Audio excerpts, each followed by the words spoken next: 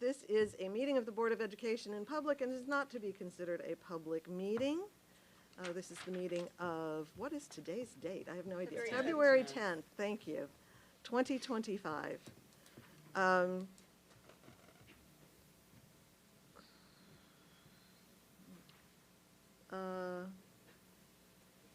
We don't have the roll call and all that stuff on here.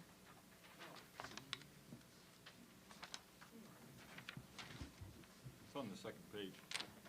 Oh, No, that's for the acceptance Yeah. of the agenda. Nope, yep. okay. Well, could we have a roll call, an attendance roll call, please? Ms. Anderson? Present. Ms. Bryant? Yes, I'm here. Mr. Carter? Present. Mr. Kilgore? Here. Dr. Turner? I'm here. Please join me for the Pledge of Allegiance. I pledge allegiance to the flag of the United States of America and to the republic for which it stands, one nation, under God, indivisible, with liberty and justice for all.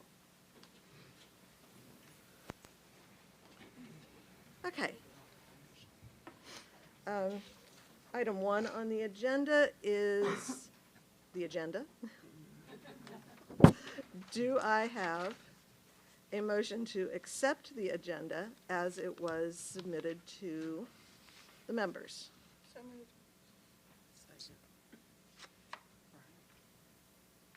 Okay. Any discussion of the agenda? Could we have a roll call, please? Ms. Anderson? Yes. Ms. Bryant? Yes. Mr. Carter? Yes. Mr. Kilgore? Yes. Dr. Turner? Yes. All right, next. Board members have also had the opportunity to see the minutes from last month's meetings. A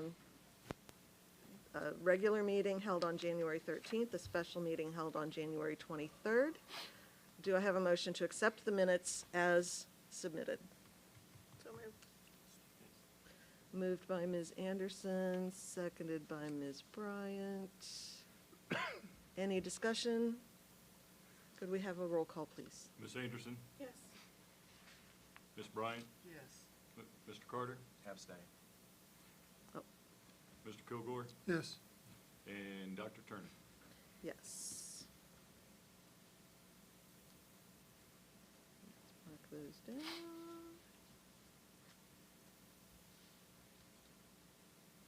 Okay.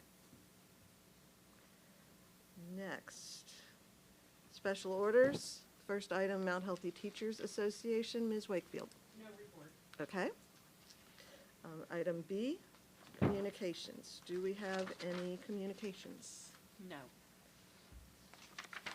Item C, announcements. No. Item D, public input. I'm going to guess no. Nobody gave me a card. Okay. Item E, for those members of the audience who do not wish to stay for the business portion of the meeting, why won't that go away? Go away. Now would be the time for you to leave if you wish to. Okay. See, everybody's beating a path to the door. All right, reports. First report, Great Oaks Board report. We went over the January's last month, and February's Great Oaks meeting is not until this Wednesday. So I will report on February next month. Okay, thank you. Legislative liaison report, Mr. Carter. Legislative liaison report. So of note, I got a few things to read here because the new year has kicked off. The governor's executive budget proposal has been unveiled, and quite a few line items in there. Just highlight a few. The fair school funding formula was the focus of that document. It features continued phase-in of years 5 and 6 of the formula, and from what I understand, there are reductions in the formula, in the guarantees. They've reduced the year 5 to 95% for fiscal year 26 and 90% for fiscal year '27. Not quite sure what that means. It means they don't understand the word guarantee. So, school choice programs maintain state investments at levels similar to current funding. They, part of that budget proposal has Ohio Principal Apprenticeship Program, an allocation of $10 million over the biennium to support leadership development for school principals. Literacy improvement investments, they've earmarked $12 million of the lottery funds for science and reading literacy coaches. So schools with low rates of proficient readers will be required to increase literacy support funding. School bus safety, they've allocated $30 million in investments over the biennium to create a new school bus safety grant program. Funding of $4 million to increase bus driver training requirements from 4 to 6 hours. It also features workforce readiness initiatives. They have $7 million. They have a $7 million annual investment in competitive grants to support career planning and readiness for K through 12 students. For community school facilities, there's an increase in per pupil funding from $1,000 to $1,500. For school-based health, they have an expansion of school-based health centers in high-need counties with additional resources and technical support. And then there's also a vision services program. They've allocated $50 million in investment over the biennium for the Ohio SEE to provide comprehensive eye exams and glasses for K through 3 students who fail vision screenings.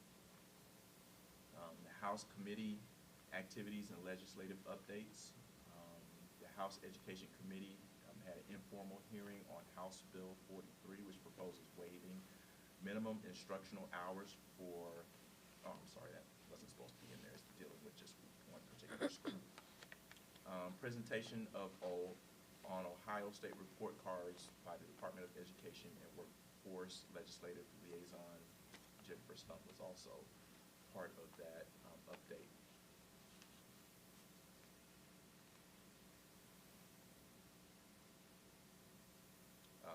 House Children and Humane Services Committee testimonies on foster and kinship caregiver eligibility for publicly funded child care through House Bill 7, and House Energy Committee testimony on House Bill 15 addressing changes to competitive retail electric service law on property taxation.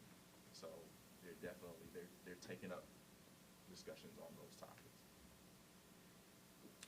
New bills of interest. Senate Bill 66 includes emergency levies and school district income taxes in the millage calculation. Senate Bill 68 establishes a non-chartered education savings program with a $51 million allocation. Senate Bill 81 authorizes a property tax freeze for senior homeowners. House Bill 57 mandates overdose reversal drug supplies in school districts. So, yeah. House Bill 62 changes to the College Credit Plus program to reduce textbook cost and improve student communication. There were a lot more there, but I just felt like those apply to our district. And that's pretty much the update that I have for the Thank legislative you. reports. Since there were a lot of things there, could you maybe send each of us a copy also? Will do. Hard to absorb all of it, just sitting here. Yeah. Thank you. Next, we have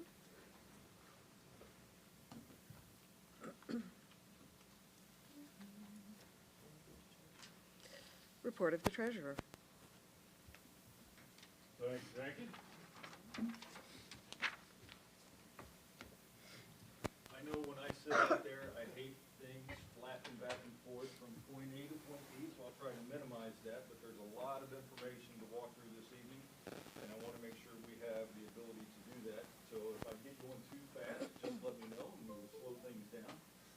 The first thing is that I wanted to talk about the FRP that we've been working on, obviously with the State Commission, and work through the information in terms of what they wanted us to provide. provide. So the first thing that was hanging out for me to take a look at was they wanted to provide information associated with our credit card policies and our expenditures and what that actually looked like. So what you actually see here is the language that was in the FRP, the fiscal recovery plan for the credit card. I can make it bigger.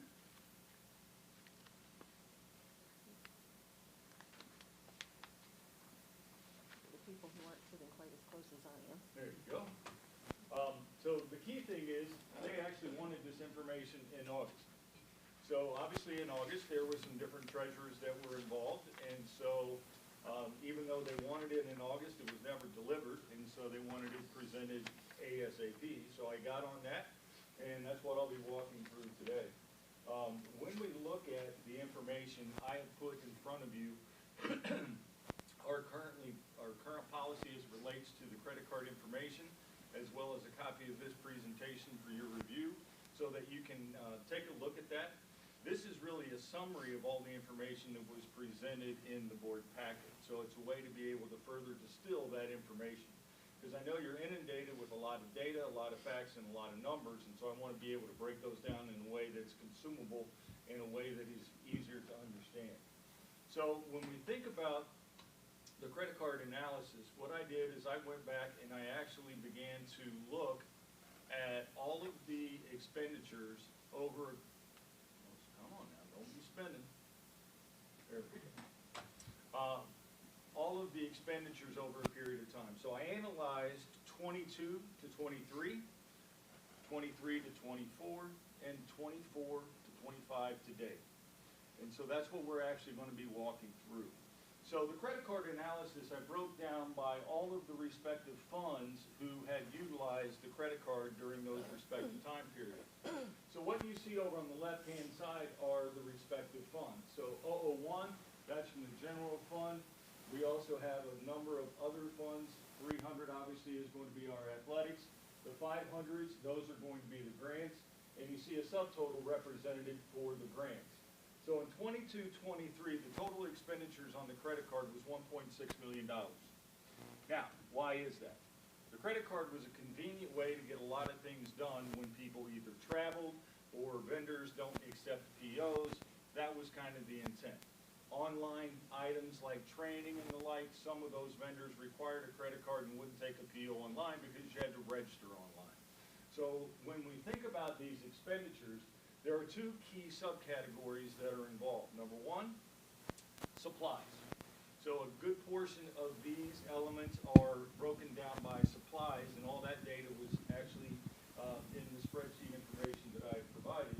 But when we also think about it, there was a lot of professional development, the 400 object codes, which is a lot of the grant expenditures. And so one of the things that we wanted to be able to take a look at is just how we can look through that piece of the information.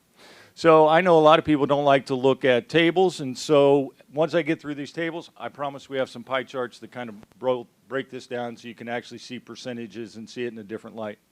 So this happens to be 23 to 24. The big thing to notice is we went from 1.6 million to 1.4 million, and so there's obviously been a reduction in the amount of expenditures on the credit card, which we would expect to be able to see given the situation. And again, I broke out the percentage that is from grants so that you can take a look at that as well. So when we look at 24 to 25 to date, this is the big takeaway. Even if you double this number, we are considerably below where that is. So the district has put a lot of clamp on the use of the credit card, and we've been seriously working to make sure all of our expenditures are in control as we move forward. But a great start to the year in terms of our expenditures in that particular arena. And so to break this out a little bit easier, we can see that these are the amount of expenditures relative to the fiscal year, 22-23, 23-24, and then year-to-date with FY25. So when we think about breaking this information down even a bit further, you can take a look at the pie chart to just get a feel for how those were. So in 22-23, the biggest chunk was in the general fund for the various expenditures that were out there. And so we also then had the respective grants, but individually those were smaller, but they did add up to a significant number that you saw in the earlier slide. So when we think about looking at that, I wanted to get a feel for the percentages. The general fund expenditures in 22 was 52.6%.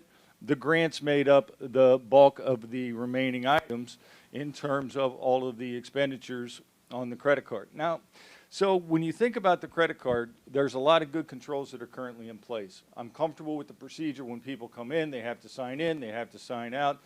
We are looking at trying to ensure that that is going to be compliant with what is in the ORC relative to fiscal emergency. But the bottom line is, we won't be using the credit card unless it's an absolute emergency. And I've already went through a couple of situations where people wanted the credit card, and I said, first, does the vendor accept the purchase order? If that's the case, we need to have them get a purchase order. Two, what is this expenditure really for? Because we want to make sure that everything we're doing is needed, necessary, and reasonable given the circumstances that we are in. So when you think about the credit card expenditures, I did the same for 23, 24. And so we are making great strides, as you saw in the earlier slide, about reducing our expenditures on the credit card, and that is a step in the right direction. I would also say that we are currently looking to cancel and remove some of our credit cards because we still have 30 credit cards. They're all locked up. They're not all being used, but we don't need that many. And so we will make some adjustments to that process because the more we have those sitting there, there's a greater risk of fraud. And every day you hear and see information that comes through about fraud in either this form or that form.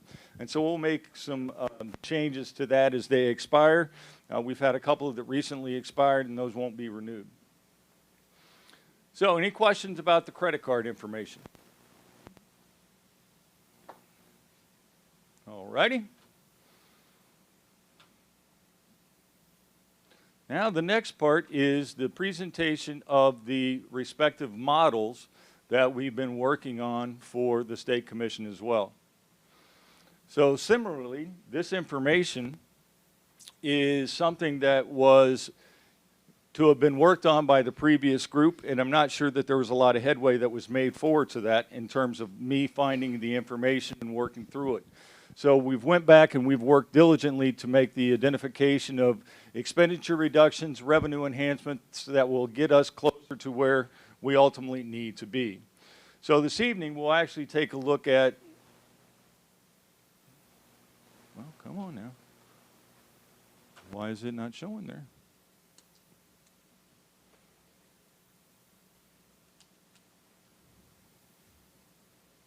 It disappeared. Close that one.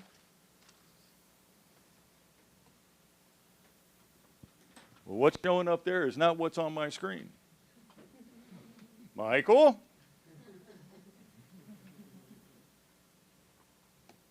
Maybe. Here we go. So, when we think about the three models, there are three that the Commission wanted us to take a look at relative to the fiscal recovery plan, and we'll walk through those this evening.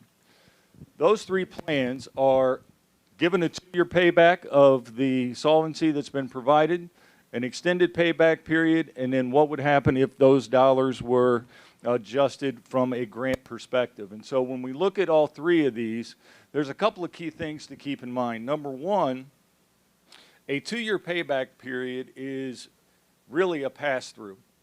If we got the initial installment of $10.7 million, that $10.7 million is being paid back in 2 years. So those dollars come in, and those dollars are going out as quick as they come in. And that comes straight out of our foundation statement. So when those dollars come through, we don't even see them because they're taken out of the state foundation, which is our 2 monthly payments. So when we think about the 2-year payback, this is what the projected impact would be in FY 26, 27, 28, and moving on to 29. So what are some of the assumptions for this particular model?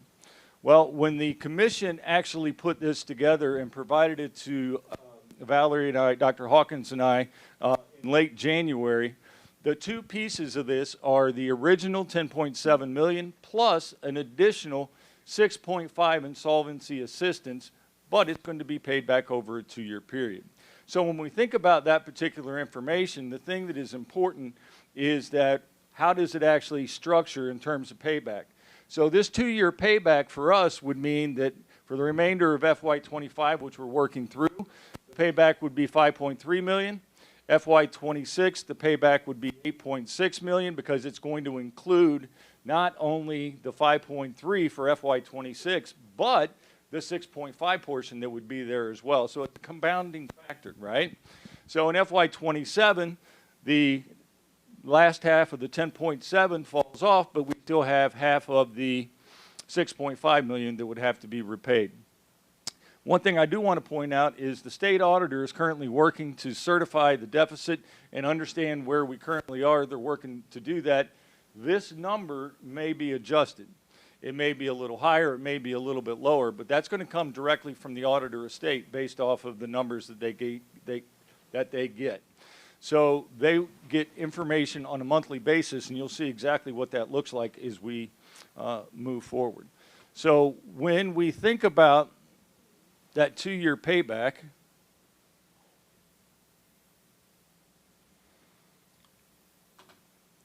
this is actually what it looks like in the actual projected model. So you'll see that in this particular model for the 2-year payback, they have the line items in for additional solvency. Let me see if I can blow that up a little bit. Also seems a little blurry, doesn't it? Small.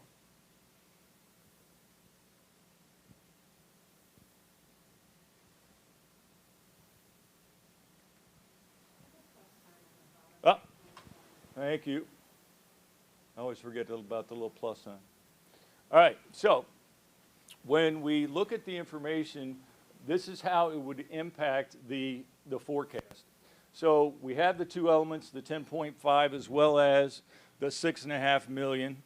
And when that ultimately gets worked through, you'll see that with that 2-year payback, we would still have some deficiencies in terms of excess revenue and expenditures. So what we would have to continue to work through is finding and identifying what's going to happen in 26. So the bottom line, the fund balances at the end would be positive for 25, which is required by law, and that's why there's the additional 6.5 in solvency assistance. But in FY26, if that falls out, we're at 13.3 million in terms of a deficit for 26. So one of the things, obviously, is we have to deal with where we are in 25. But if we look at a 2-year payback, we're looking at a significant issue that has to be addressed by the state and the commission for us to get there. So this would actually say we would need to find, if it's a 2-year payback and there's no adjustments, we'd need to find an additional $13 million to resolve the deficit in FY26, which by law we can't have, right? We can't have that deficit in the fiscal year. So we're working through identifying what that looks like and how it would continue to move forward. I would say that it's not an easy task. I've been here about 5 or 6 weeks, and we have made, in my opinion, a lot of strides in identifying where we can make some improvements and how we can move forward, and those will show better in the extended plan. So in the extended payback period, and I'll just leave it like this because it's a bit easier to move back and forth, we have the same kind of situation. We have the initial infusion, 6.5, but notice, instead of having those large numbers we had before, after FY25, it becomes a much more reasonable annual number in terms of the payback. So that particular piece of the information is good. And when we put that into consideration, if we are able to go to an extended payback, we would have a deficit in FY26 of 6.5 million. And that's the number, actually it's 6.1 million. That's the number we are currently working to identify every facet of savings that we can, both on the expenditure side and on the revenue side, to get us whole in FY26. So when we look at FY26,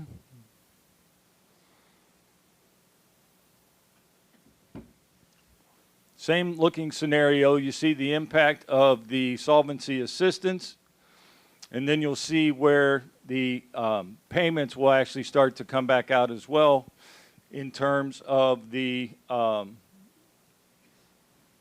million that would come out each year for FY26. So there is FY25, the second half of our 10.7 million. And then you'll see the remaining numbers that were up there earlier, 1.2 million, 1.2, and so forth for the remainder of the 5 years. But remember, that's for a 10-year extended payback.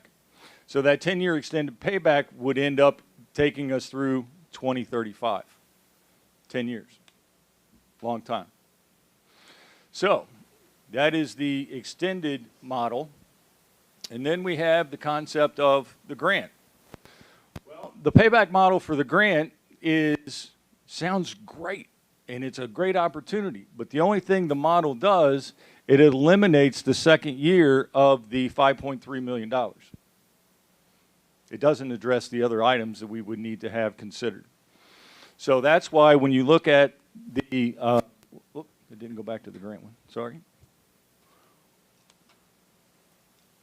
So when you look at the information, the difference that you'll end up seeing there in FY26 is 5.9 million. That's pretty close to the extended payback. And that's just because they didn't build into the model the additional solvency, just the removal of the second year of the initial infusion of dollars. So when we think about our options and we think about where we all stand with this and the FRP, it leads us then to understanding where we currently are, and that will take me right into our information for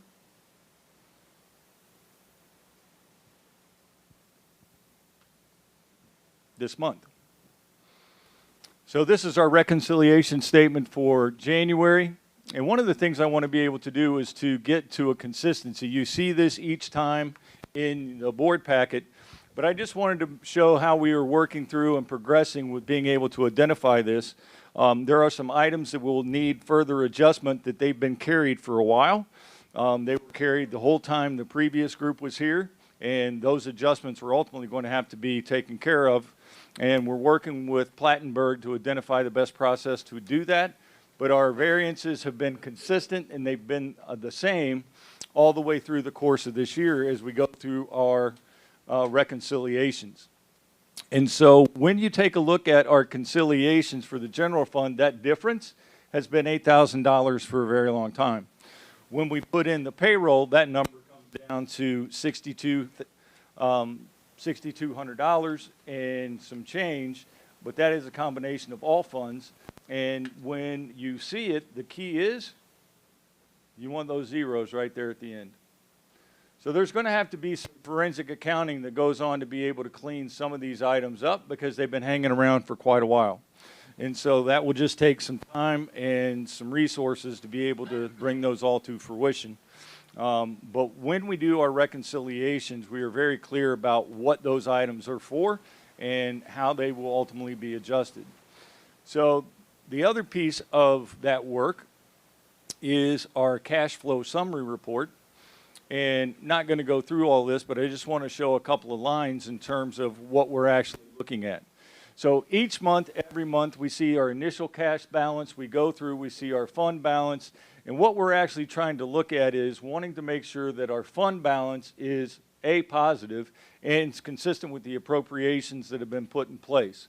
We also want to be able to take a look at the encumbrances to know what dollars are going to be tied back to that.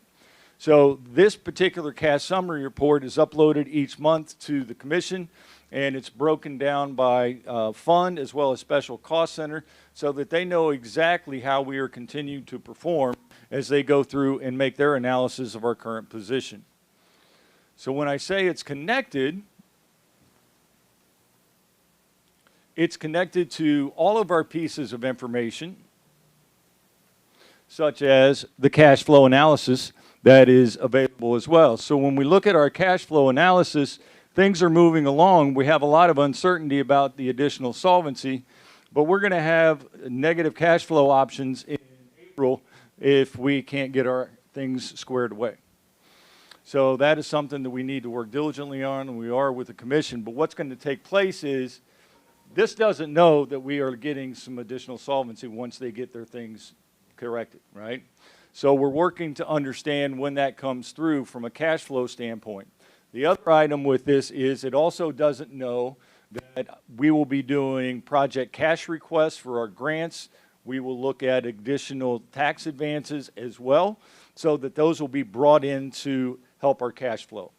So this particular cash flow summary doesn't take all of that into consideration because it's work that hasn't been completed yet. But PCRs, the first round of PCRs I did was about $1 million. So there were dollars that were in the grants that had been expended that we needed to get back from the state. So I initiated the project cash request and brought those to the table, which helped us out in January. So the goal is we always monitor the information, and we're working to make sure that we have the best foot forward in all of the information. And the great news is that all of this also goes to the auditor of state. So all of the information that I presented tonight not only goes to you, our board, but also goes to the state commission. It all goes to the state auditor. It goes to our auditors. And so there's a lot of eyes looking at all of this information as we progress. So when we think about that particular workbook and what that actually then will look like,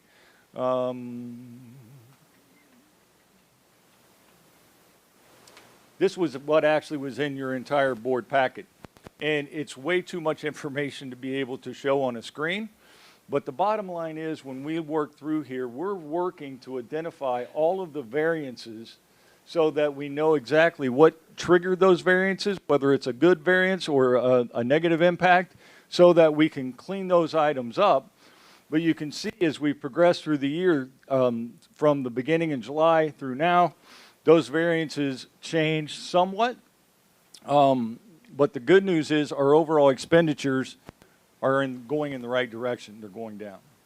Now, we do have some work to do in our grants, and again, that goes back to cleaning up some of the information with PCRs and making sure that we have the proper things in place for that to help our cash flow.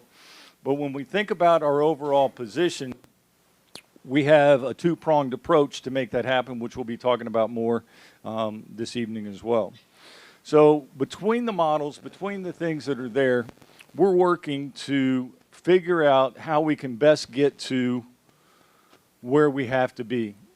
And where do we have to be for FY26? Assuming that we can get to the model for extended payback, which is the best option that we could get to, at least for now.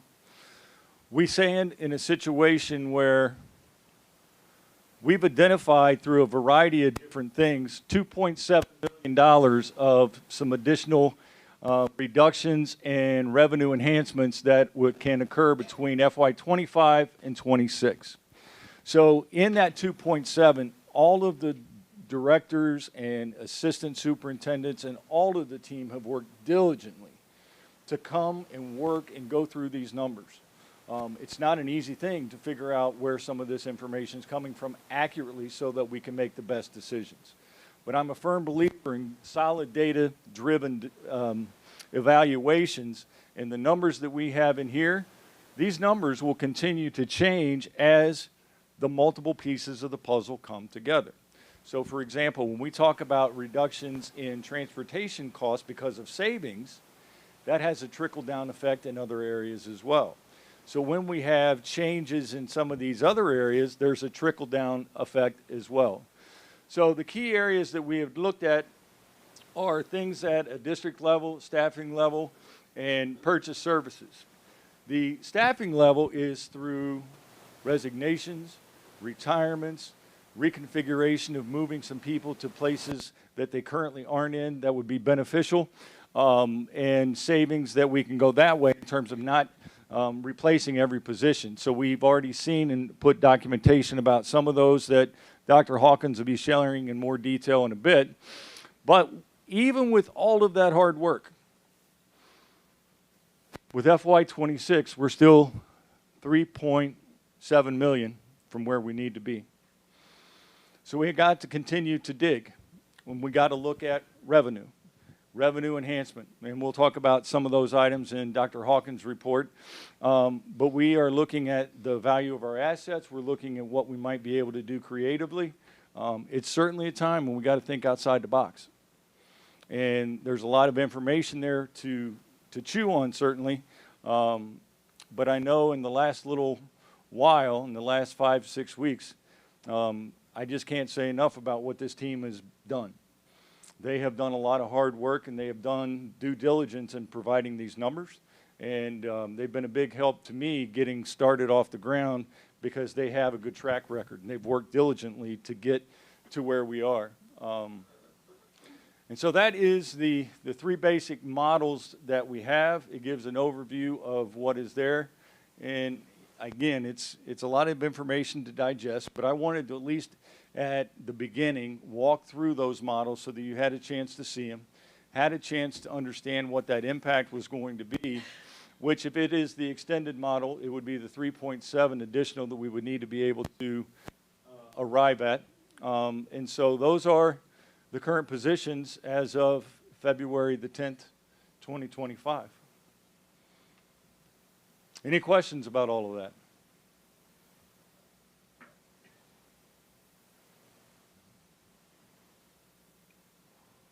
All righty. Oh. I forgot we have one more big thing that we got to get taken care of. And that happens to be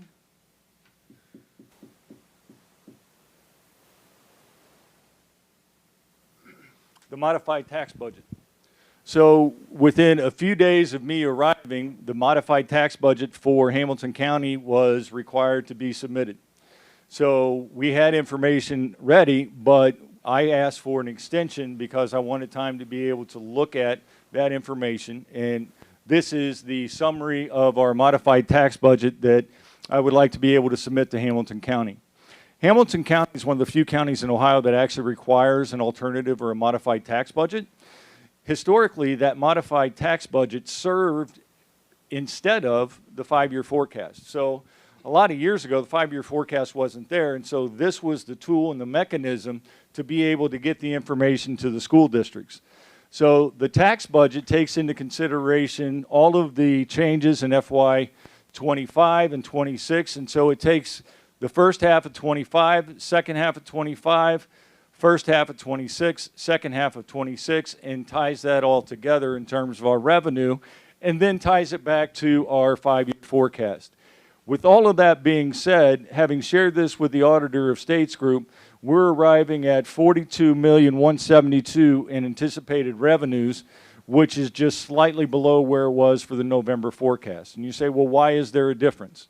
The difference is simply that we got 6 months of real numbers that we have in place. And so that's where that is, and the Auditor of State was comfortable with that because, if anything, it's a more conservative approach. So when you think about the tax budget, this is a schedule of our revenues that are going to be coming in for the general fund. It also then takes into look our bond retirement. This does not include the COPS or the ELC. This is only for our bond retirement, not the ELC. And so there will be changes made to how we will have to report this in the future. But right now, the Auditor of State hasn't implied those changes to us just yet. But we will have to go through and provide a tax budget not only for our general fund and bond retirement and school improvement, but they will also then require us to do a tax budget with all of the funds built in. And so that is our modified tax budget for 25-26. Any information or any questions about our tax budget? The good news is, I like tax budgets because these are dollars coming in. That's always a good thing. So we've already gotten our initial installment of tax advance as well. So last meeting, we had the resolution that we could ask for the tax advances, because remember, we had to make the change from Mr. Hancock's name to my name. So that was done. We filed those the next day, and early the following week, we got some tax advance dollars that came in. So that was a positive in order for us to be able to do that. Lots of information and lots of numbers. But the one thing that when we look at all of this documentation, we go through and we work through all of this information. And the other part that is required to send back to the commission is Dr. Hawkins and I go through this information so that there is a strong level of collaboration between what we are doing and how those numbers are working through. And that's the important part. It is a team effort with all the key players and stakeholders working through to address all 11 of those items that are required to the State Commission. Any questions? Awesome. Thank you, thank you.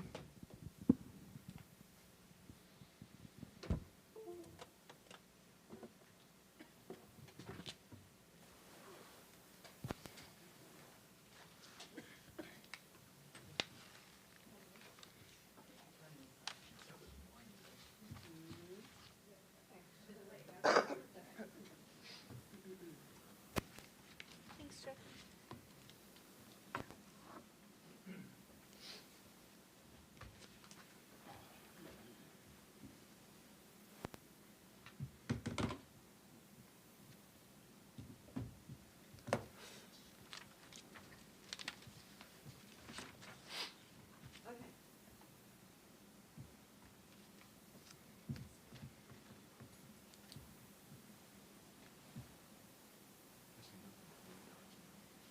Thank you, Mr. Soul.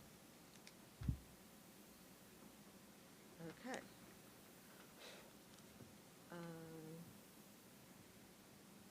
So you can continue with your items.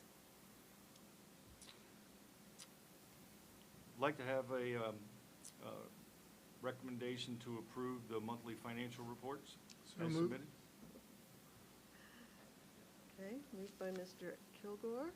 Do we have a second? Second.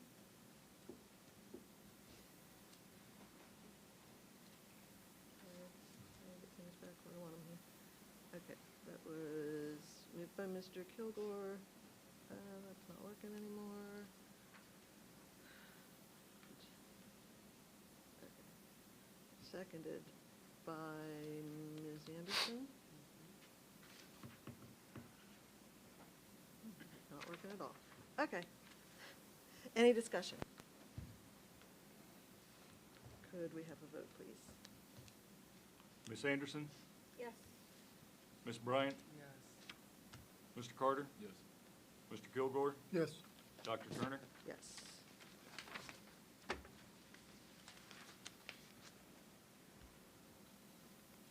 We also need to have a recommendation to approve the modified tax budget that was presented. So moved. Second. Moved by Ms. Anderson.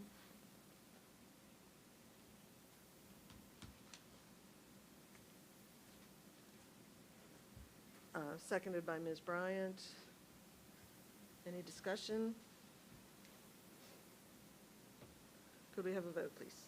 Ms. Anderson? Yes. Ms. Bryant? Yes. Mr. Carter? Yes. Mr. Kilgore? Yes. Dr. Turner? Yes.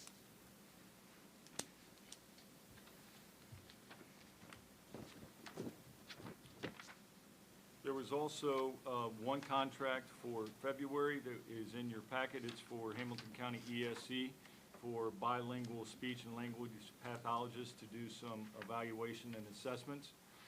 The contract amount was for $668, and that was the only contract for February.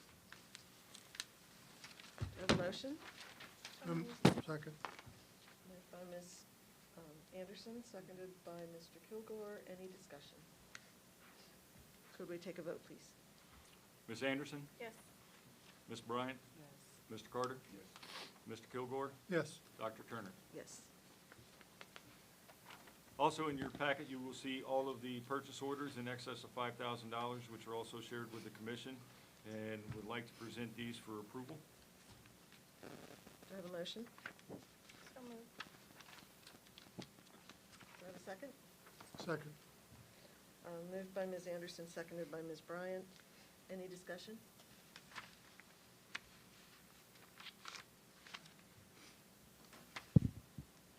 I did want to note, the Teasdale Fenton, remember we had to do an emergency for $15,000, that it came in a little bit under 10. So that's where we flooded, or we didn't flood, the basement flooded when it was really cold, so that the actual cost was lower than we expected. Okay. Any further discussion? Could we take a vote, please? Ms. Anderson, Yes. Ms. Bryant?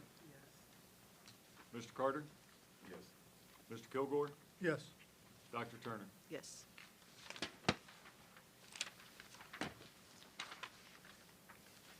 Would also like to present one then and now for review and approval. This is for MSD. This is for the conclusion of the HVAC Phase 2 boiler units that were there. This was actually a purchase order that had been approved in advance.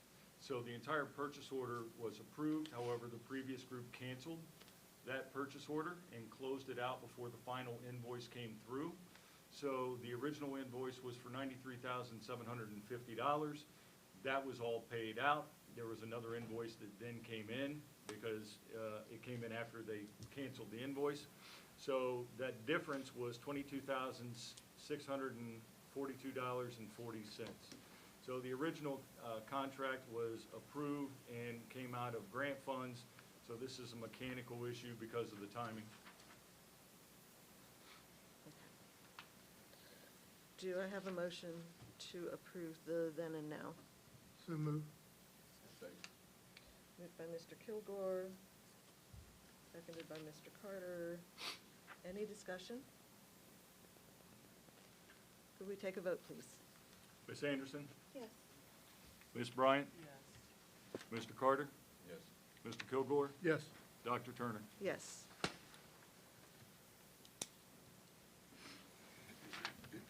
Thank you, Mr. Soul. Moving on to the report of the superintendent, Dr. Hawkins. Thank you. We do have a few informational items that are noted, change order 48 and change order 49. They're still in the contingency, so there's not an additional cost to the district, but just final items as we finish up the work here at district office. Also, in, I guess, collaboration with Mr. Soul, I do have some informational items that I would like to discuss. I'm going to pass these, or Mr. Soul will pass those down for me.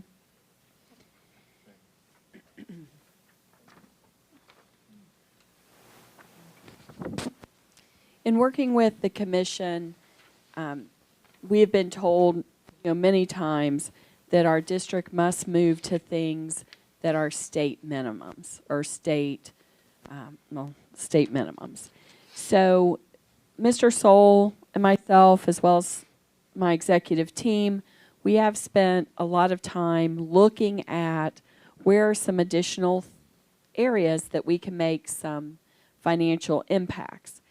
So I wanted to highlight, Chuck mentioned these in the overview from a kind of an umbrella lens, but I wanted us to take some time to go through what some of those reductions actually look like, and there will be some reductions that will require a board vote next month. But just wanted to give you the information at this time, and some of them are going to be things that we don't want, but they are state minimum. So we try to find savings as early as possible because then you have the compounding effect. So we were able to find for FY25, which still would impact this school year, $680,933. What does that represent?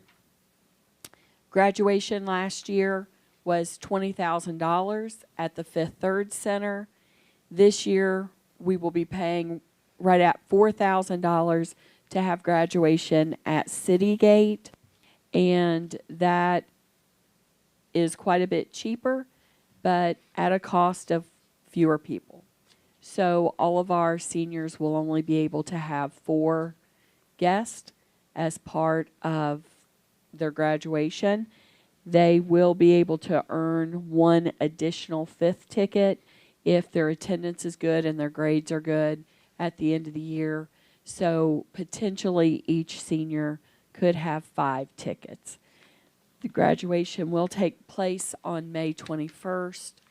Up at Citygate, we did look at potentially splitting the ceremony into 2 different ceremonies so people could bring more members of their families. However, our seniors were very much against that. They wanted to graduate with their entire class, not part of their class. One thing that we will be doing is streaming the graduation. And so family members can come to the high school in the auditorium and watch the graduation on that screen. It won't be exactly the same, but it will have a similar feel. And I just wanted to highlight that because this is an event that I feel sets a tone, you know, for younger siblings to see their siblings walk across the stage, and that has a major impact. So this is a sacrifice for us to do that on a lot of different levels. Did you say that was May 21st? Yes, it's a Wednesday this year. I just want to make sure I had it in my phone right. I believe is that the Wednesday? Somebody check me It real is quick. Wednesday. Okay. I just looked at my phone. Thank you. All right, we have been looking at other ways to reduce our cost. When we cannot find a position that must be filled by law, we often have to turn to an agency. So, for instance, if we need an occupational therapist, a physical therapist, we can't hire them internally. We would look to an agency to fill that need. They are more expensive than if we hired them ourselves. So Sarah has really worked hard trying to find ways to bring those costs down. And she did find some savings with an OT, that's occupational therapist, of $9,000. We also were able to find an intervention specialist that could be hired internally at a savings of $34,000 versus what we would pay to the agency, for a total of $43,000 for this school year. As I said, Dr. Wilson has really been working hard, as well as all of our other members of executive cabinet. One thing that we were looking at is that we do have a student that will age out in February. If we had plenty of money, we would allow that student to continue through the rest of the school year. But by law, we are only required to provide services through that February date. So the savings by discontinuing those services would be $30,000 for the remainder of the school year. Transportation, last year we were able to buy a van with some grant money. Kristen Yancey and her team, Kristen Yancey, worked really hard with that because transportation is a significant cost to the district. So by using that van, and Dr. Wilson worked to use our existing vans more efficiently, we have been able to save a total of $111,086 on transportation, and those specific savings are listed there, but that is the total. So that was savings that went through December. We should have those savings for the rest of the year, and then those savings would continue on as well. So we just put in the savings at this point that we could verify, but that will be an additional savings that will be coming. In addition, we also have had, I'm sorry, I misread that. The 111 was just for one of those. The total was 186,218. And that also includes us having students using Metro passes where it is appropriate and we can utilize them. So that was a very significant savings for half of a school year, and we anticipate that to be the same for the second half of the school year.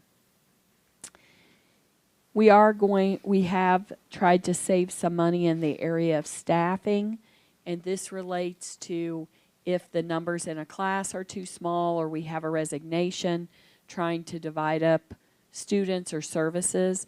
And I do want to note our district office personnel continue to pick up additional jobs on top of their full-time and full-time plus jobs.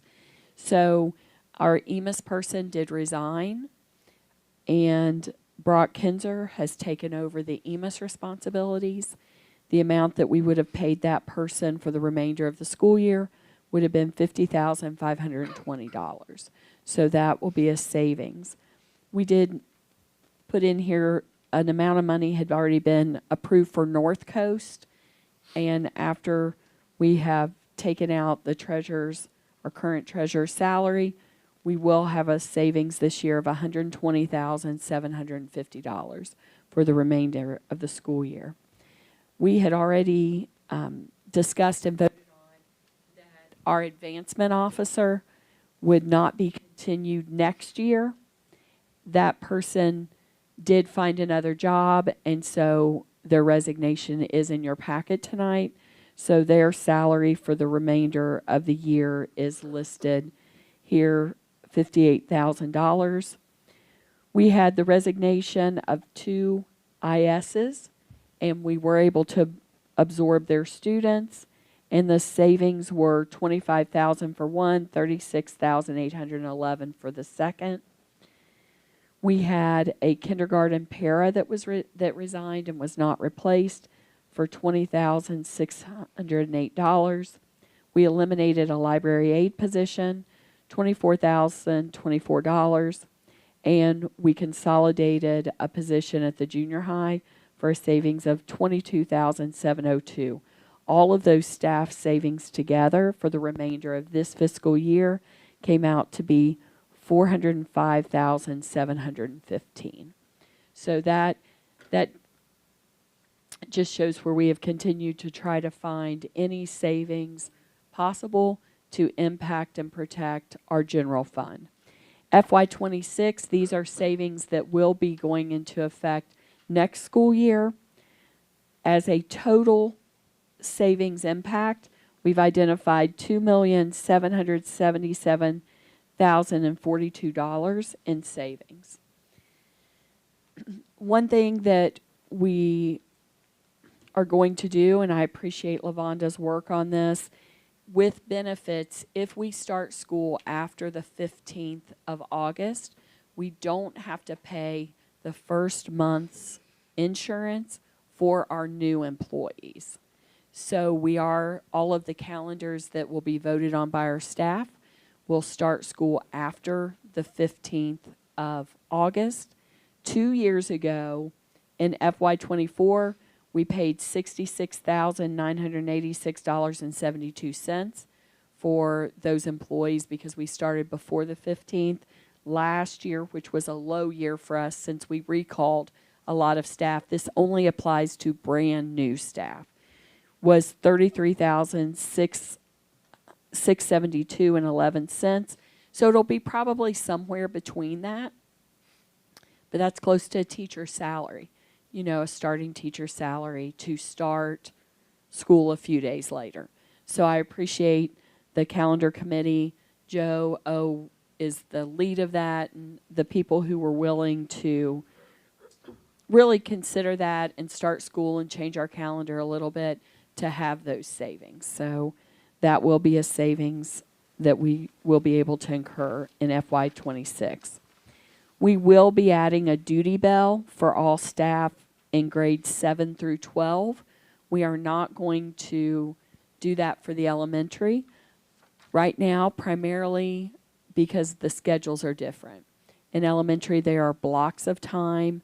In 7 through 12, there are more defined periods. And so we are going to add a duty bell. That duty bell would involve all staff being available to cover classes during that time. The anticipated savings for not hiring substitutes in grades 7 through 12 would be $612,000. There are some staffing reductions for next school year. Some of these we talked about, we were able to bring it in-house versus using an agency. That is the OT reduction of $50,000. We were able to eliminate from 5 to 1 for the psych PD of a savings of $3,400. We did have some extended days in our nurse calendar, and we have eliminated those. So that was a savings of $2,412. We hired, an IS was hired internally instead of going through an agency, and that is a savings of $41,000. One IS position was absorbed. And why, somebody might say, why are you hiring one if one can be absorbed? It depends on the grade level. It depends on the number of students. It depends on caseloads for certain designations. So it's not as easy as saying, okay, you have this many students, and so we have to take that into consideration. So that is a savings of $49,891. We are eliminating a position at the high school, and that is a savings of $80,000. The next one, we are eliminating 2 positions at the elementary, and that's a savings of $168,000. We mentioned that Brock is absorbing our EMIS duties into his role, and so the total contract, this was a contracted out service, the salaries and benefits that we paid for that person was $121,248. Or we sometimes when we have to contract it out, that person doesn't get that much money, but because there's also money that goes to that organization. So that was the total amount that we paid HCC for that service. We eliminated the advancement officer position, $110,000. And I do want to, I want you just to recall this when we get down a little bit further. We are reducing our security by 1 position at the high school. That's the savings of $38,000. There's a kindergarten para that will not be replaced for a savings of $30,902. We eliminated a library aide at the high school for a total savings of $32,032. We eliminated a section of ELA at the junior high for a savings of $45,403. An IS at North was not replaced for a savings of $43,158. We also have 4 staff members that will be retiring, and we'll be replacing them with people much lower on the salary scale. And the anticipated savings, this is anticipated because we've got to wait to see who we hire, but we anticipate it to be around $135,000.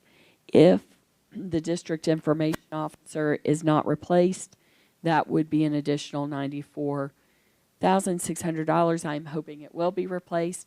Right now that has been tabled, but that's why I put that as an if. So If I could interrupt, that's the running our website, doing the social media accounts, yes, all of that stuff. and PR. Yes. Thank you. So those are all of the staffing reductions that we anticipate will take place for next school year, FY26. Transportation savings, where we talked about buying the van and using our vans more efficiently. The savings for FY26, we anticipate to be $369,000. The next few things that we're going to talk about are things that we do not want to do. We know that they are not educationally good for our students, but we have to move in that direction because it is what the state requires as a minimum.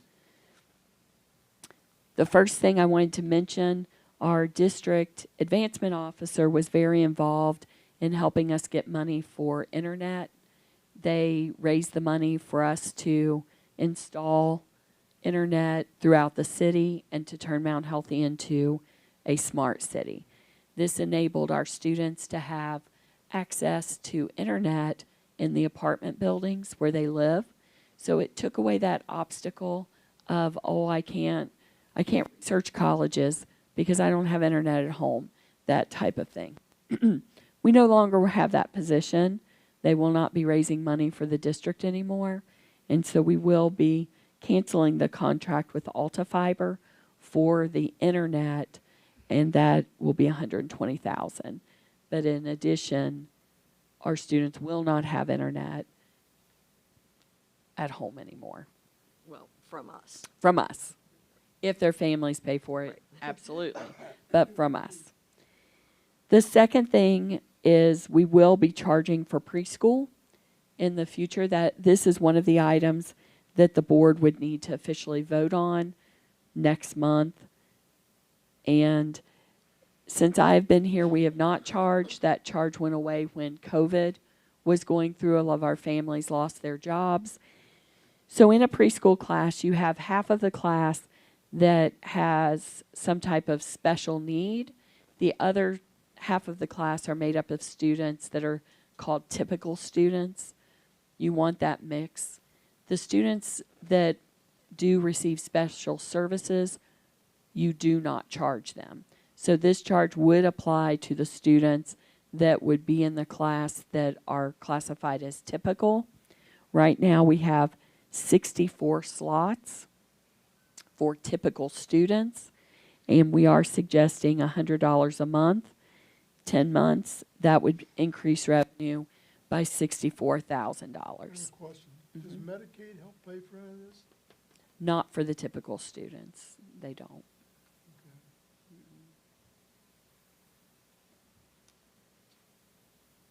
And I'm not, for special ed, I'm not sure if we get money for the students that we don't charge for related services sometimes.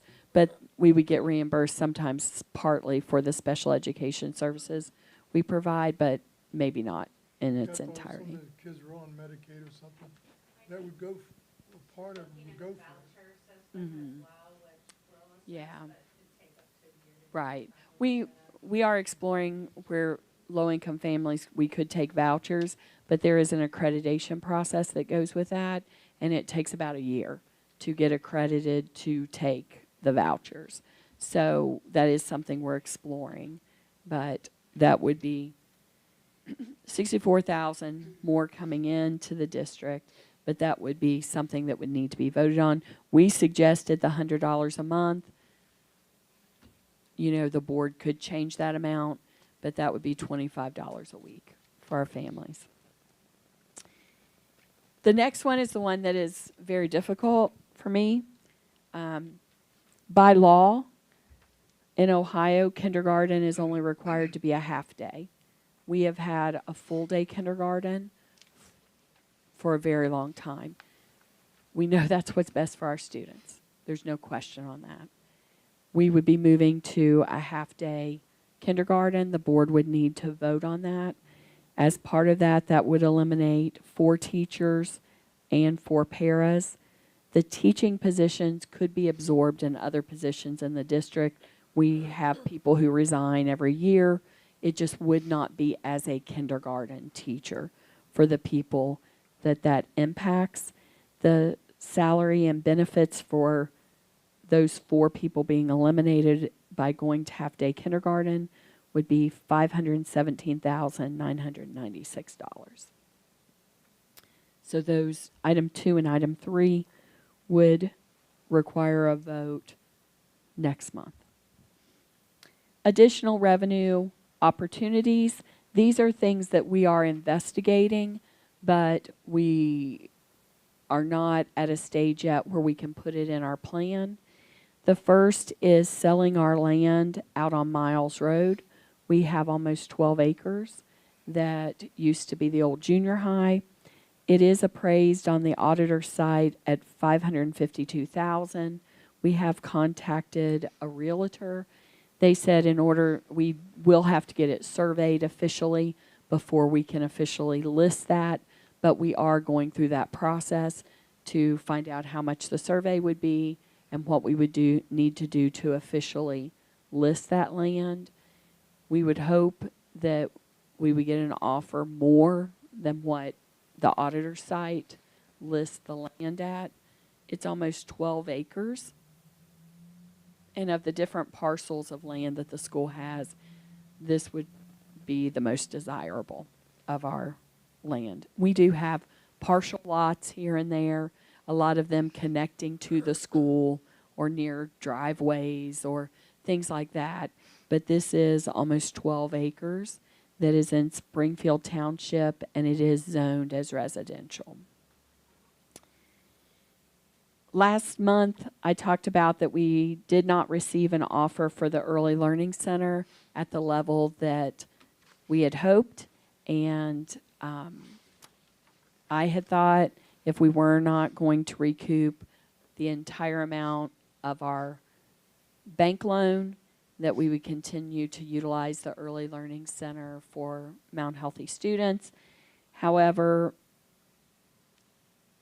we were encouraged to continue the process of rental because $300,000 is $300,000 coming into the district. In addition to that, the utilities, Chuck and his team pulled that. They are $171,000. So the savings would be $471,000 for the year by renting out the Early Learning Center. The Early Learning Center would then service students with special needs, and there would be an additional savings with our outplaced students. So we have a number of students that are outplaced. As part of the contract, those students would be brought back to the Early Learning Center, and there would be some savings to us because we would be considered the host district. So Sarah is working with them to get the final offer. So there would be some savings there. We aren't 100% sure what those savings would be, but I have estimated what we think that it will be.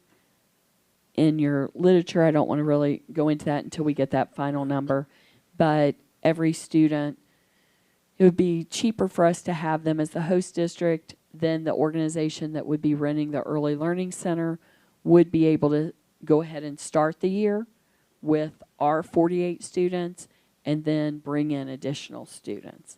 So Sarah's working with that to get the final contract that the board would review at a later time. And once that was officially signed, then Mr. Soul could put that in our plan. We can't put that in our plan until everything is finalized and the board and the commission has voted on it. If that were to take place, then the pre-K and kindergarten programs would move to North Elementary. And we are trying to keep them intact to try to preserve that culture as much as we can of the building. It's not a situation that we want, but Lisa and Jane and Shayna have been looking at the numbers with that. Remember, our kindergarten would be moved to a half day, so that would be fewer. So that would be a change that would be happening. The third one, again, not something that we want.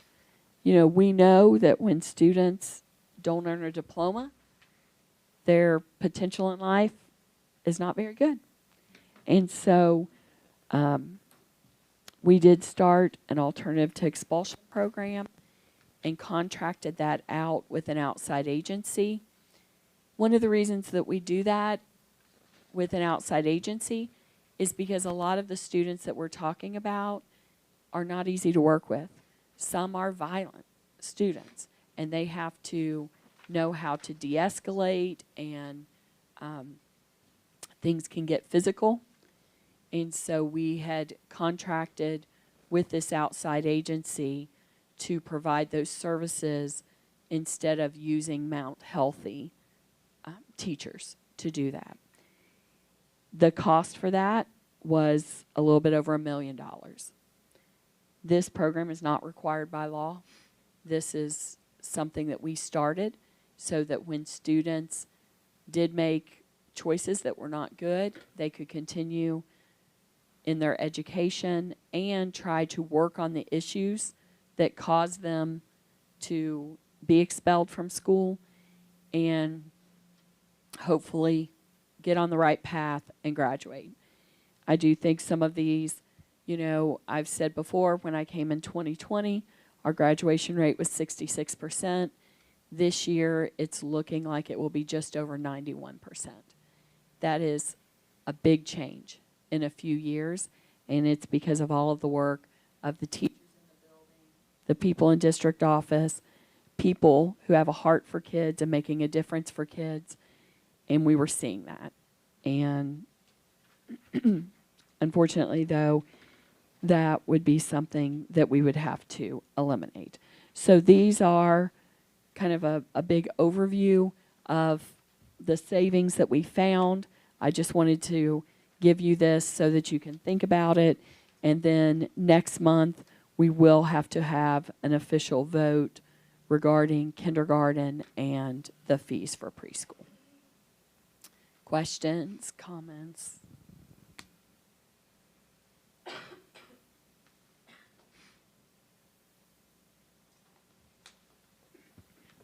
Okay. Item B is the acceptance of some donations. The donations are listed below. Some basketballs, baseball, softball, batting tee, some markers, whiteboard, an adjustable whiteboard, and all of those were through Donors Choose. I would like to ask for those to be approved. Do I have a motion? So, second. Who was the first one? Okay. So Ms. Anderson made the motion and Mr. Kilgore seconded. Any discussion? Can we have a vote, please? Ms. Anderson? Yes. Ms. Bryant? Yes. Mr. Carter? Yes. Mr. Kilgore? Yes. Dr. Turner? Yes. Thank you. Item C is unpaid medical leave. There are 2 people listed that are asking to go on unpaid leave for a period of time. Do I have a motion to accept the unpaid medical leave? So moved. Second. Moved by Ms. Anderson, seconded by Mr. Kilgore. Any discussion? Could we take a vote, please? Ms. Anderson? Yes. Ms. Bryant? Yes. Mr. Carter? Yes. Mr. Kilgore? Yes. Dr. Turner? Yes. Thank you. Item D is to approve the following resignations and retirements that are listed below.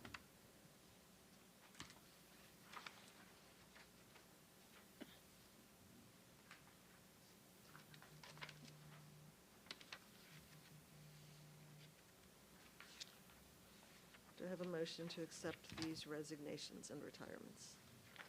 So moved. Moved by Ms. Anderson, seconded by Ms. Bryant. Any discussion? Could we have a vote, please? Dr. Turner? Yes. Mr. Kilgore? Yes. Mr. Carter? Yes. Ms. Bryant? Yes. Ms. Anderson? Yes. Thank you. Item E is an addition to our 21st Century Grant After School program. That person is listed and they would be serving as a tutor, not to exceed 6 hours a week. Do I have a motion? So moved. Moved by Ms. Anderson, seconded by Ms. Bryant. Seconded by Mr. Carter. Any discussion? Could we take a vote, please? Ms. Anderson? Yes. Ms. Bryant? Mr. Carter? Yes. Mr. Kilgore? Yes. Dr. Turner? Yes. Thank you. Item F is to approve classified personnel. And this is for a food sub, for food service worker substitute. Do I have a motion? Moved by Ms. Anderson, seconded by Ms. Bryant. Any discussion? Could we take a vote, please? Ms. Anderson? Yes. Ms. Bryant? Ms. Carter? Yes. Mr. Kilgore? Yes. Dr. Turner? Yes. Thank you. Item G is to approve the following certified personnel. One is a building sub, and the second is an intervention specialist. Do I have a motion to accept those positions? So moved. Moved by Mr. Kilgore, seconded by Ms. Bryant. Any discussion? Could we take a vote, please? Dr. Turner? Yes. Mr. Kilgore? Yes. Mr. Carter? Yes. Ms. Bryant? Yes. Ms. Anderson? Yes. Thank you. Item H is to approve the following supplemental positions. We have found and would like to hire a new football coach. Do I have a motion? So moved. Second. Moved by Ms. Anderson, seconded by Mr. Kilgore. Any discussion? I thought we had hired one. He took another job. That happens. Yeah. Any further discussion? Could we take a vote, please? Ms. Anderson? Yes. Ms. Bryant? Yes. Mr. Carter? Yes. Mr. Kilgore? Yes. Dr. Turner? Yes. Thank you. Item I is to approve a contract change, and that is listed. We did eliminate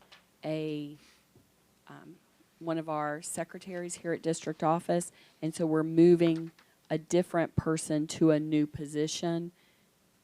And so that would be the change on the salary schedule, because they would be moving schedules. Okay. Do I have a motion? So moved. Moved by Ms. Anderson, seconded by Ms. Bryant. Any discussion? Could we take a vote, please? Ms. Anderson? Yes. Ms. Bryant? Yes. Mr. Carter? Yes. Mr. Kilgore? Yes. Dr. Turner? Yes. Thank you. Item J is just the first readings of Neola policies. Every year we update our policies based on changes. We work with Norm at Neola, and so this is just the first reading. You can take your time this next month when you are feeling bored and read through those policies, and then there will be the vote next month. Item K is to authorize membership in the Ohio High School Athletic Association. This is something we do each year, and it is required if we are going to officially play. Do I have a motion? Second. Okay. Moved by Mr. Carter, seconded by Mr. Kilgore. Any discussion? Could we take a vote, please? Ms. Anderson? Yes. Ms. Bryant? Yes. Mr. Kilgore? Yes. Mr. Carter? Yes. Dr. Turner? Yes. Thank you. Item L is to approve the junior senior high program planning guide. And I do just want to thank Mindy, Dr. Reichel, for her work on this. She was able to add some electives in different subject areas. So that is a way we're trying to encourage offerings for our students. You know, Mindy would be, you want to tell them about a couple of the offerings, Mindy? There's a drumming course that will be through music that's open to all students, but it's also one that will especially be beneficial for some of our students with disabilities, because it will be more accessible for our SCOPE kids to come in and have a chance to participate in least restrictive environment in a traditional classroom. There's a climate change seminar where students, it will be a multi-curricular class where they can look at data and analyze. They can look at the political policies, conflicting viewpoints, and really sift through and analyze data and sources. But then it'll be grounded in physical science sources, state standards. I'm trying to think what else we added. I don't think there was a math one. Sorry, yeah, they're in the program guide. I'm sorry, I can't remember off the top. Oh, there's another PE one for refereeing, and there's a chance for students to be able to earn an industry credential in that area. So after they were to graduate from high school, if they wanted to get a job with OHSA or any of those organizations, being a ref, they would be able to do that, and they would have those credentials. We anticipate quite a bit of interest in that because a lot of our students who are in sports, like that's going to be a really fun elective for them. And we are looking at electives that we can have around 25 students, which is a challenge because often elective classes, they are fewer in number, especially as you get to the higher level elective classes. So I appreciate Dr. Reichel's work on that. Okay, do I have a motion to approve the Mount Healthy Junior Senior High School Program Planning Guide for the 25-26 school year? So moved. Moved by Ms. Anderson, seconded by Ms. Bryant. Any discussion? Could we take a vote, please? Ms. Anderson? Yes. Ms. Bryant? Yes. Mr. Carter? Yes. Ms. Kilgore? Yes.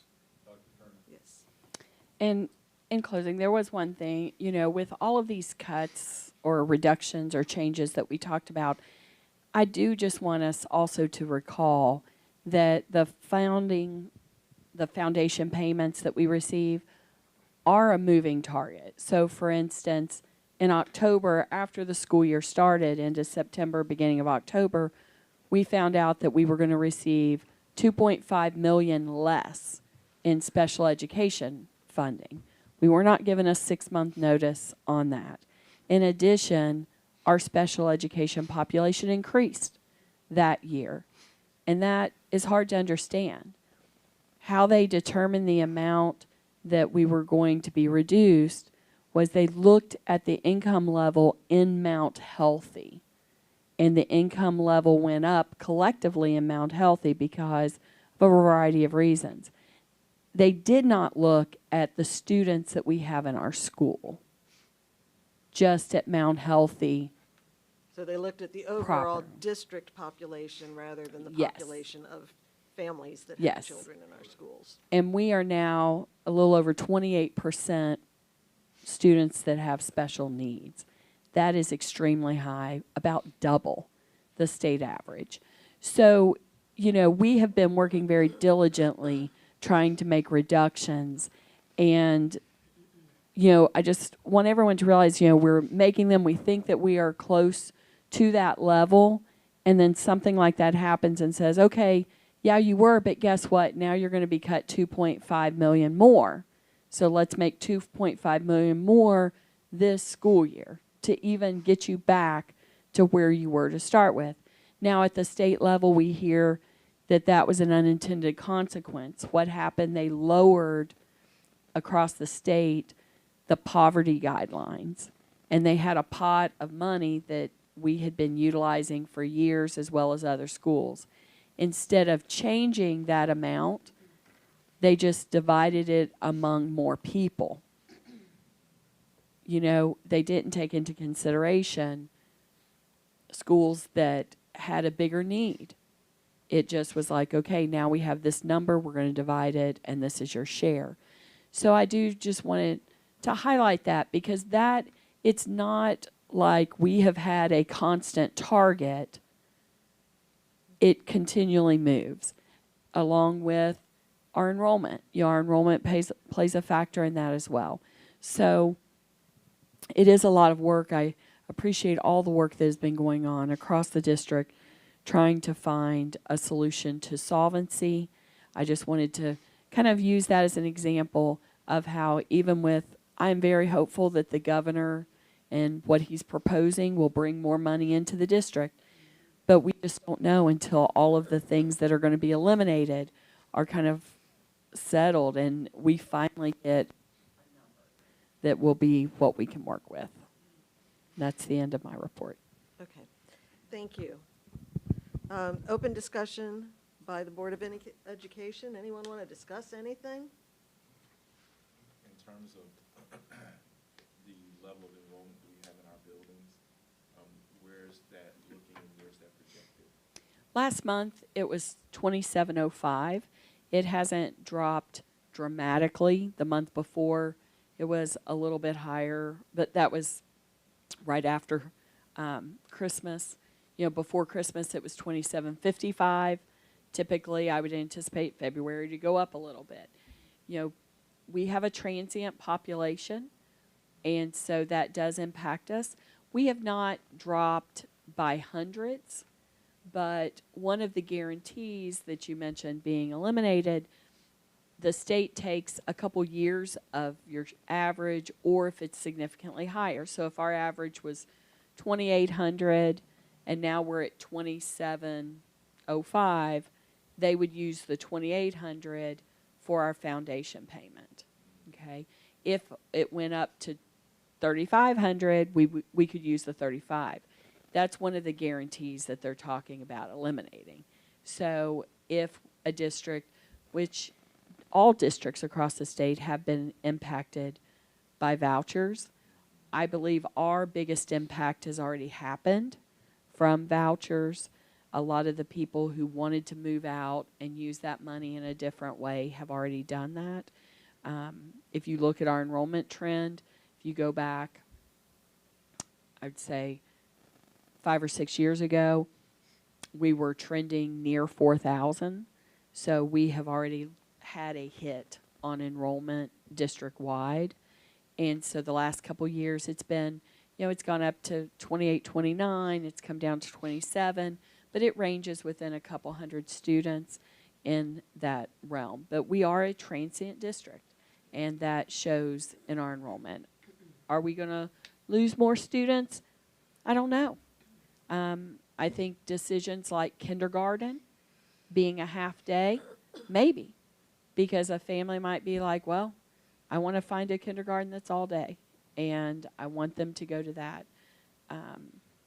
I do think when decisions like this does have an impact.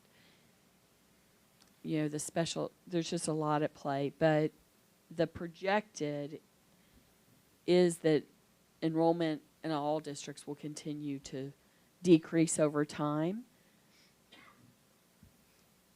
We have to kind of wait and see. I do think that at least previously, we had the layers of support, and we offered things that other school districts did not, that laid a foundation where we would have increases in enrollment, but the challenges that we have faced definitely have impacted that. So to be clear, do we have capacity for 4,000 students? Yes.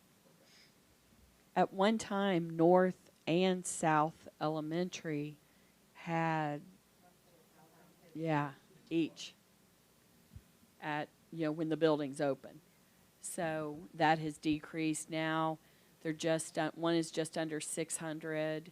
The other, they're both in the 500s at this time. So not quite at half capacity, but reduced.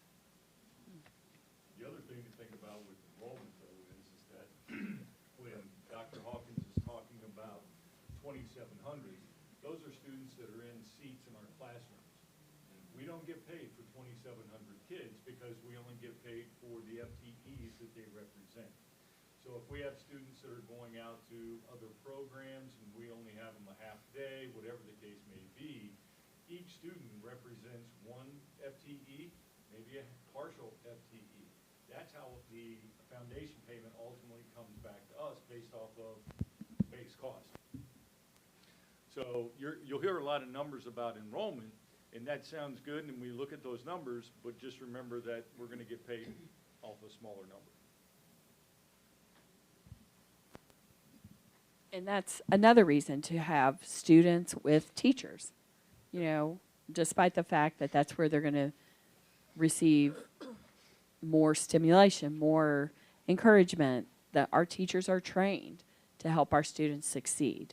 But some of our students do have mental health issues, mental health needs that have to happen during the school day. If they are receiving those services, we don't get funded for that bell. We only get funded for the bells that they are with a teacher.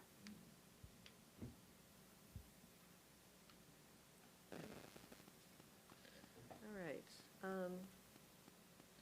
Next on the agenda, we have an executive session. What's the purpose? Okay, so this would be to consider one or more of the following items with respect to a public employee or official: appointment, employment, dismissal, discipline, promotion, demotion, compensation, or investigation of charges. So do I have a motion to go into executive session? Second. Okay. So moved by Mr. Carter, seconded by Mr. Kilgore. Any discussion? Could we have a vote, please? Ms. Anderson? Yes. Ms. Bryant? Yes. Mr. Carter? Yes. Mr. Kilgore? Yes. Dr. Turner? Yes. So we will be going into executive session at 7:36.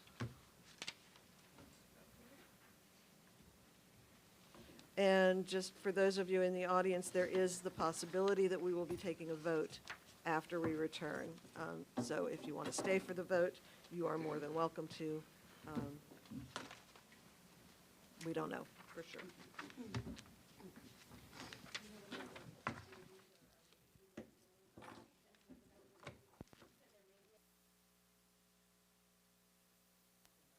I turned it back on. Is it working? Okay. We are back from executive session at 8:37.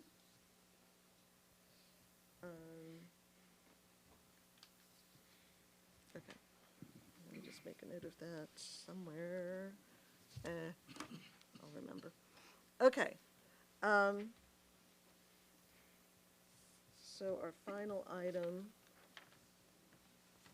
is going to be a resolution to initiate procedures under Ohio law for the reemployment of a retired employee.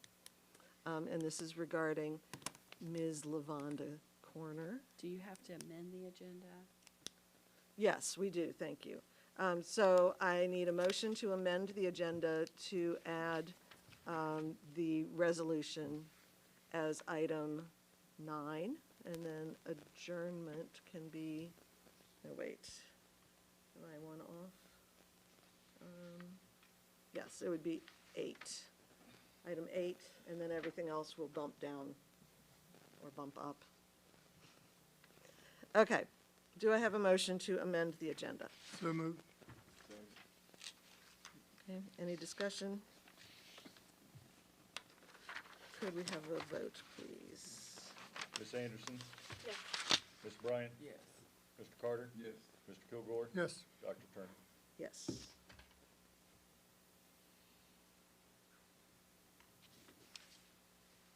Okay. Thank you. So our new item 8 is the resolution that I just mentioned for Ms. Corner. I will read it. Whereas the employee listed below is employed as an administrative assistant to the superintendent and has expressed an interest and desire of retiring with the school employees retirement system effective June 30th, 2025, and being rehired in her same position by the Mount Healthy City School District Board of Education, the board.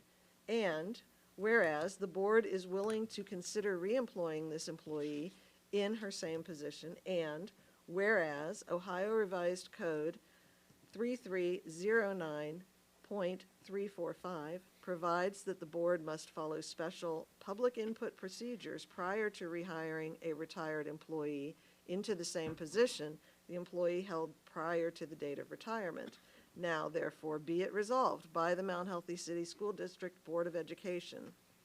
Section 1, the board hereby authorizes and instructs its treasurer to make arrangements that the public notice attached hereto and incorporated herein as Exhibit A shall appear in a newspaper of general circulation within the school district at least 60 days prior to June 9th, 2025, to provide the required public notice as prescribed by Revised Code 3307.353 with respect to the following employee, Lavonda Corner.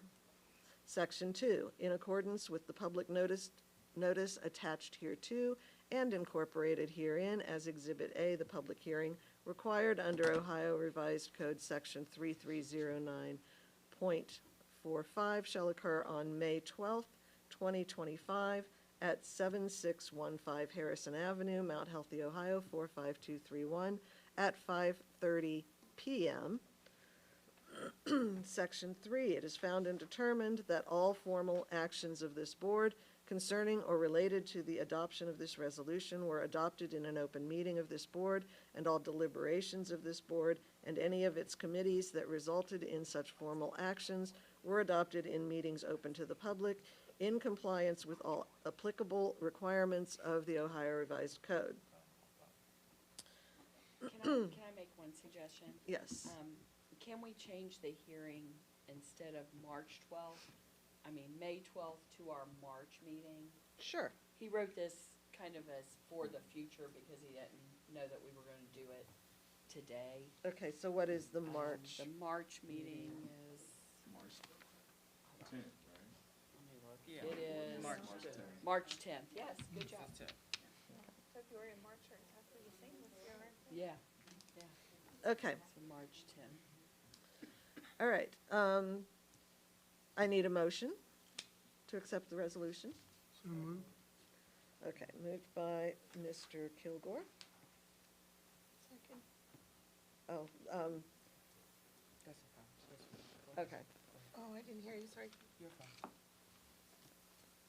okay.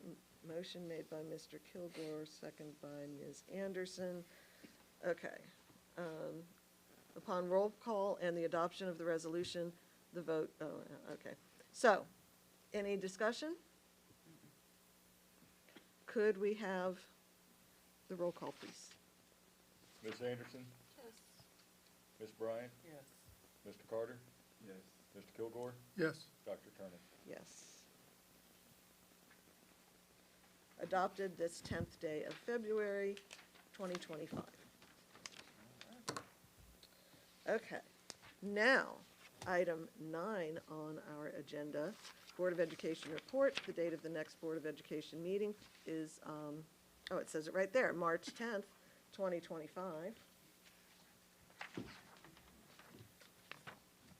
And our final item is adjournment. Do I have a motion to adjourn? So moved. Moved by Ms. Anderson, seconded by Ms. Bryant. Any discussion? All in favor? Right. Aye. Okay, we are adjourned. Thank you.